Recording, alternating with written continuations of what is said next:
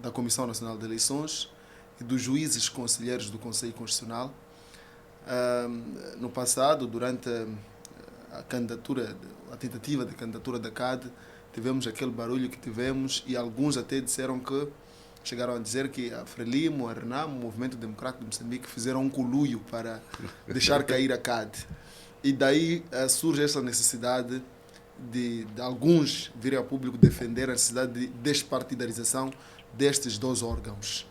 Tanto é que até o bastonário da Ordem dos Advogados falou desta questão, sobretudo no caso particular do Conselho Constitucional, durante a abertura do órgão judicial. Na sua opinião, primeiro, se concorda com esta despartidização e qual é a sua opinião em relação aos critérios de seleção dos membros destes dois órgãos? Eu primeiro que devo corrigir. Também já ouvi essa conversa, portanto é importante que se faça a correção aqui. Sim. Dizer que no Conselho Constitucional o MDM não indicou ninguém.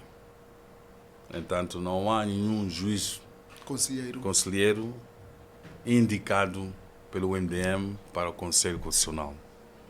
Estão lá simplesmente indicados pela Frelimo e Renamo. É preciso corrigir isso. Sim. Portanto, não há como do MDM fazer um jogo para eliminar este ou para beneficiar aquele.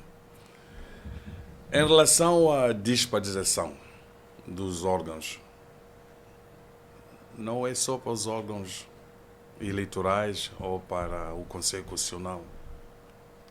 Nós temos que despartidizar todo o nosso Estado para poder criar a confiança política.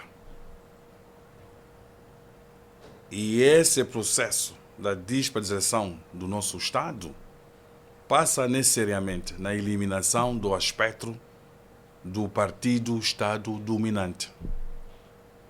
Enquanto prevalecer a Frelimo como partido-Estado dominante, sempre os órgãos estarão politicamente controlados. Portanto, o desafio está aqui. Temos que despartidizar o nosso Estado. Significa a Frelimo tem que deixar de controlar o Estado. Esse é o desafio que nós todos temos. E concordo perfeitamente que isso deve acontecer, mas para isso nós temos que reformar tudo. Na sua opinião, qual era o modelo? O modelo é esse, agora estamos a reformar tudo. O modelo mais sensato seria de ter os órgãos eleitorais independentes, fora do controle político.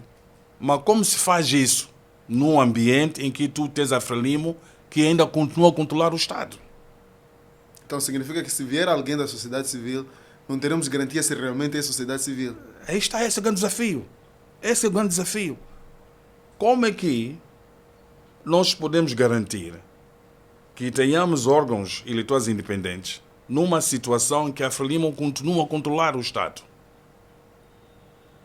Como? Esse é o grande desafio. E esse é o debate que nós temos que fazer. E é por isso vamos submeter a discussão da revisão do pacote eleitoral a um debate público. E um dos elementos fundamentais vai ser este. Como é que nós podemos garantir a independência dos nossos órgãos eleitorais numa situação que a Frelimo ainda continua a controlar o nosso Estado? E por falar em a Frelimo controlar o Estado, Daniel Chapo foi eleito presidente da Frelimo, violando assim a Constituição da República no que diz respeito à incompatibilidade de funções. O presidente Inhosse diz que este é um assunto que deve ser decidido no Congresso. Como é que um assunto que é de Estado temos que esperar o Congresso decidir? Na sua opinião, como é que olha para este pronunciamento de Filipe Inhosse? E essa é uma mensagem clara para nós todos de que eles controlam o Estado. Que o Estado tem que funcionar de acordo com os interesses do Partido Frelimo. E o Estado não pode estar a reboque aos interesses da Frelimo. Porque o Estado está acima de todos nós. Os interesses partidários não podem sobrepor sobre os interesses do Estado. Agora estamos nessa situação em que um assunto muito sério, isto é, tem-se fazer o cumprimento da Constituição da República, mas dizem que não podem cumprir a Constituição da República, que é a Lei-Mãe, guardando com o Congresso deles para decidir se devem cumprir ou não. E estão nos dizer a nós todos de que a Frelimo está acima do Estado. Também não esquece do discurso que eles fizeram há dias. Disseram que a Frelimo é a vanguarda do Estado. Esses são pronunciamentos graves. Os partidos que assumem a governação do Estado recebem um mandato do povo por um período limitado. Em um momento, devem se autoproclamar como os vanguardas. Porque o Estado é uma pertença de todos. Nós os dois aqui estamos, também fazemos parte do Estado. E cada um tem o seu pensamento.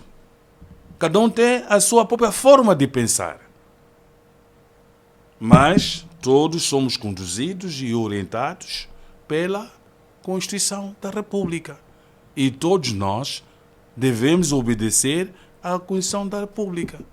Agora, se aparece um sujeito que diz: este artigo eu não vou cumprir porque eu devo esperar pelo meu congresso, do meu partido, então essa pessoa está a dizer a nós todos de que o partido dele está acima do Estado. E isso é grave. E aqui nessa questão, quem deve aparecer ao público e pedir que se observe a lei? Devia ser o Conselho Constitucional. Porque o Conselho Constitucional tem a responsabilidade de garantir que a Constituição seja cumprida.